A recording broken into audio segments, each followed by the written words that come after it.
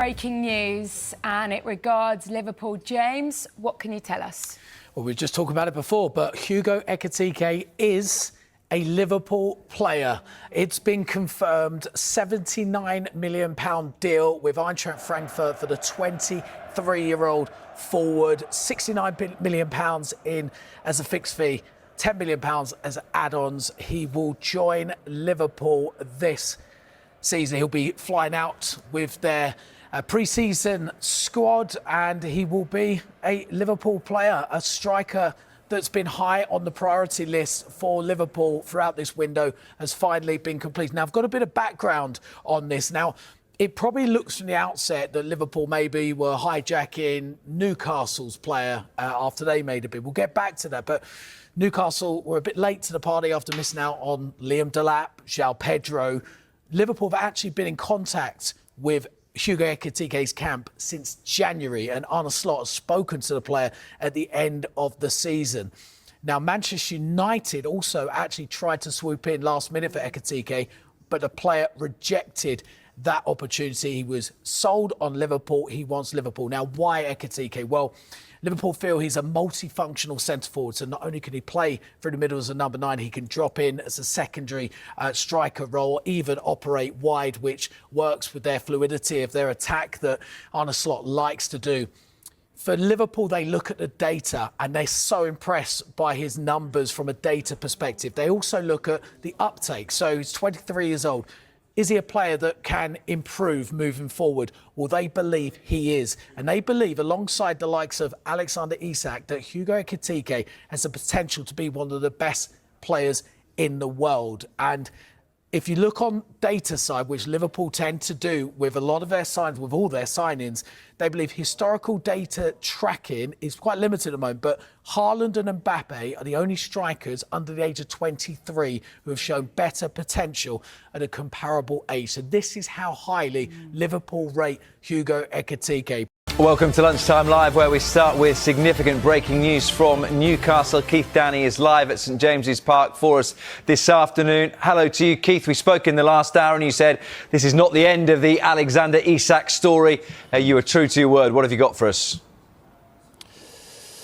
Yeah, we've been saying for some time really now, since the weekend when Alexander Isak was left out of the squad to play Celtic, that Isak has been affected by the speculation surrounding him. In fact, Eddie Howe insinuated that afterwards and said that was the reason why he was sent home back here to Newcastle and wasn't sat on the bench or involved at all against Celtic. What I can tell you now is that Isak has informed the club that he wants to explore his options in this transfer window, of course, with interest in him. As we told you last week from Liverpool, they made that informal approach to Newcastle United when Newcastle were in deep in conversations with Eintracht Frankfurt over a move for Hugo Ekitike. What ended up happening is Newcastle said Isak wasn't for sale. Instead, Liverpool turned their attentions to Ekitike and managed to get that deal over the line in the last couple of days. But Isak has been left behind here on Tyneside while his teammates and his manager fly to Singapore. They took off around about 2 hours ago for the latest part of their pre-season preparations.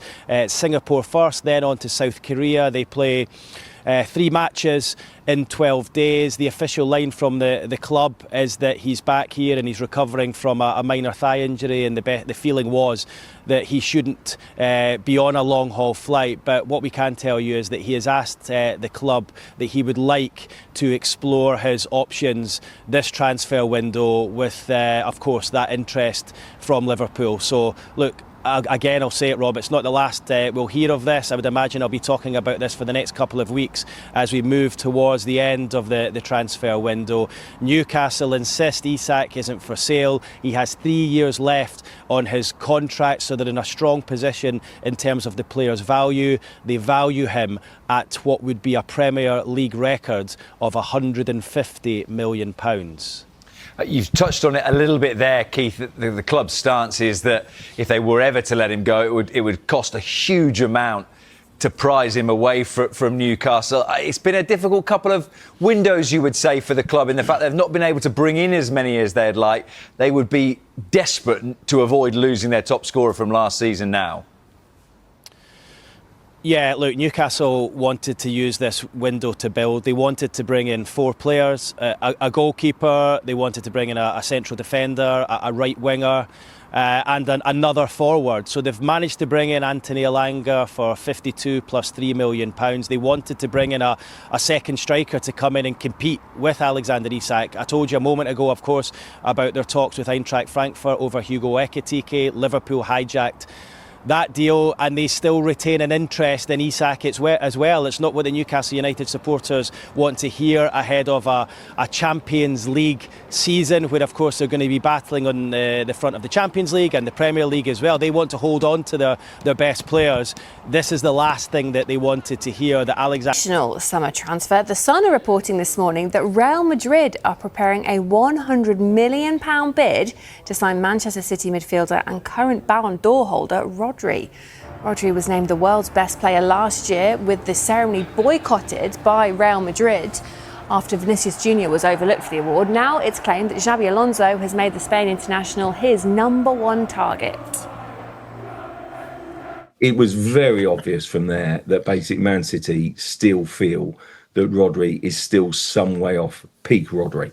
And we are talking, Pete Rodri is without a shadow of a doubt, in my view, the best midfielder of his type in the world. He's a long way back. It was a very serious injury, a very serious take on that particular injury, which sometimes players recover from 6 months. And clearly Rodri hasn't got there. So I don't see a team paying at this point in time £100 million for a player still in recovery from a very serious injury. Any other time, if they could get it across the line, it would be an absolute no-brainer.